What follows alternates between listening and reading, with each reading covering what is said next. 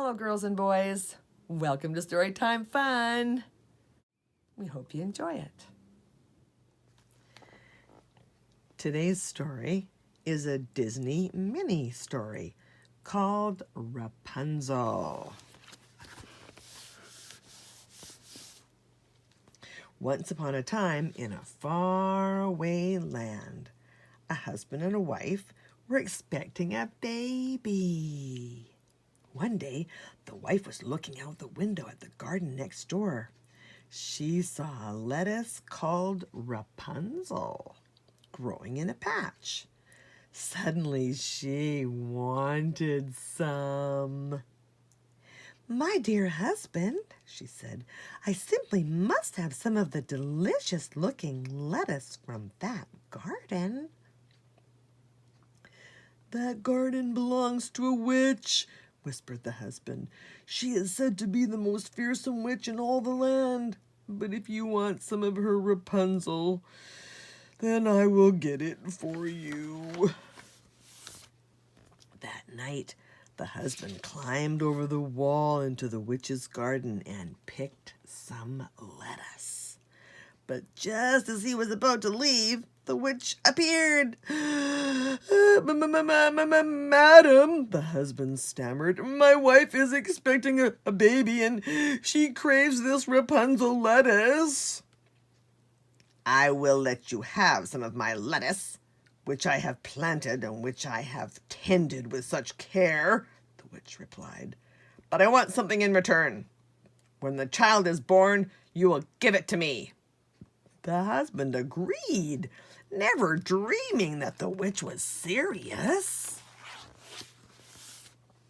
A few months later, a beautiful baby girl was born. "What shall we name her?" the new mother asked as she and her husband admired their daughter. The new father smiled down at the baby. "We shall call her Rapunzel, after the lettuce you wanted so badly." Suddenly, the witch appeared at the window. "She is mine. Remember your promise?" the witch said to the father. Then the witch snatched the child and disappeared. Rapunzel grew to be beautiful and kind.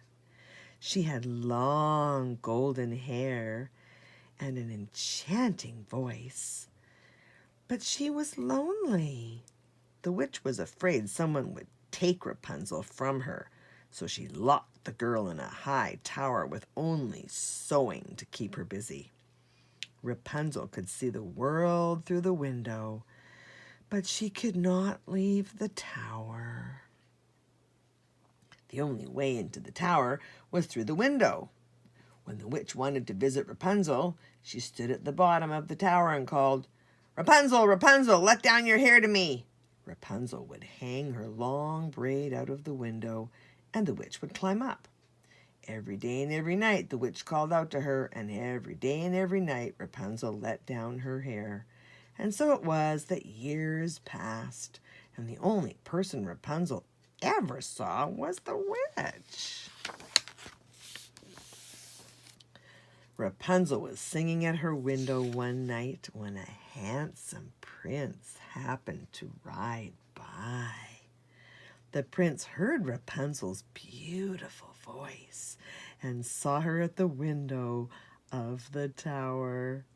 And as he continued on his way, the prince couldn't stop thinking about the lovely young woman in the window. He began to ride by the tower every evening to catch a glimpse of her. One night, the prince heard the witch call to Rapunzel. He watched in amazement as the old woman climbed up Rapunzel's hair. The prince visited the tower for the next 3 nights. Each time, he heard the witch call out the same words. On the 4th day, the prince returned in the afternoon. He waited until the witch had climbed back down Rapunzel's hair and disappeared. Then he stood under the window and called up, "Rapunzel, Rapunzel, let down your hair to me." At first, Rapunzel was frightened. She did not recognize the voice calling up to her. When she looked out of the window, she saw the handsome prince below.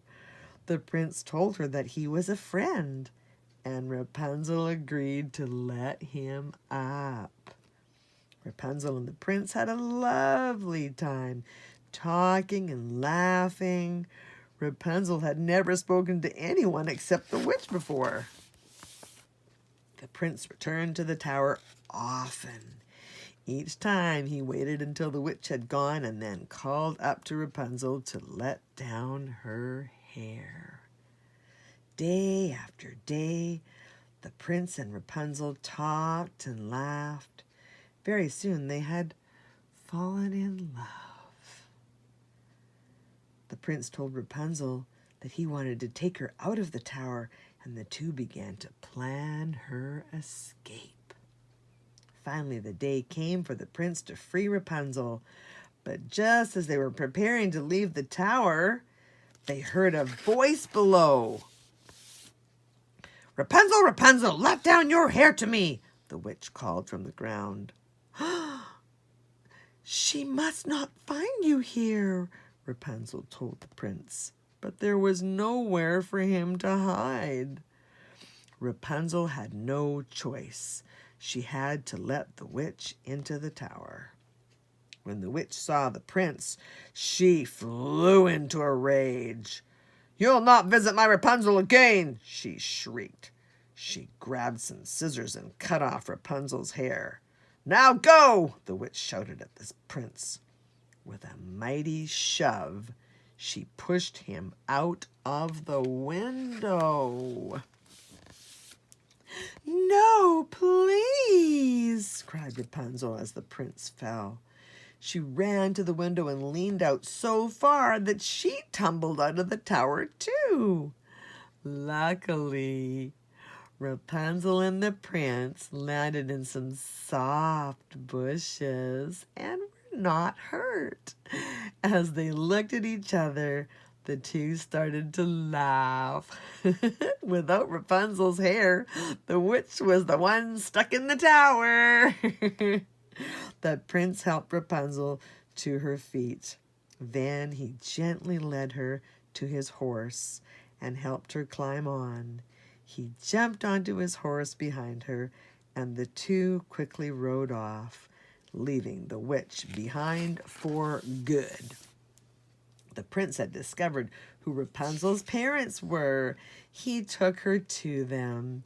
They had missed their daughter terribly all of these years and were thrilled to have her back. The prince left Rapunzel with her family. They had a lot of catching up to do, but he came by to visit her every day. Not long after that, Rapunzel and the prince were married. There was great happiness throughout the land. Rapunzel planted a beautiful garden near the castle, where she grew lots of the delicious lettuce after which she had been named. The witch spent the rest of her life locked up in the tower.